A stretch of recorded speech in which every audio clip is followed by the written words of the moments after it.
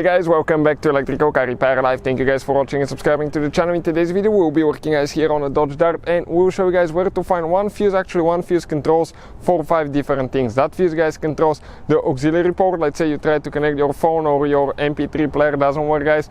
It controls actually the rain sensor, okay, and the light module for your car as well. It controls the sunroof guys, okay, that fuse, quite a few things. So stay with us and we'll explain where that fuse is located. If you have problems with the sunroof, we actually have, there is another fuse as well, main fuse, but this one is there as well. So let's go ahead, do that. Quick introduction guys, every car we get at the shop we make at least 200 videos. You can see how many cars we get all the time, and we'll have more than 200 videos on that Dodge Dart here guys. Why we do that? Because our mission here at the shop is to save you guys as much money as we can. So please subscribe to our channel and like the video. Hopefully you will find the information helpful. So now I'll go ahead and open the hood and I'll show you guys where to find, okay, that fuse. The auxiliary port for your Dodge Dart guys is inside, okay, and I'll show you that. The light module and the rain sensor are located okay, right here. You can see this is one of them. Sunroof, okay, if it doesn't work, check that fuse as well, okay, the one up there. Auxiliary port, okay, is auxiliary and USB port right here. That fuse is for those two as well. So what do we need to do now guys? We need to open the hood. Once you open the hood of your car, I'll explain which fuse controls all that stuff. You need to locate your car battery, okay, doesn't matter which engine you have, even if it's a 2.0, 2.4, 1.4, the procedure is the same. Locate your car battery, next to it you have a fuse box. Go ahead, open the fuse box by pressing here in and pulling up like that and get it out.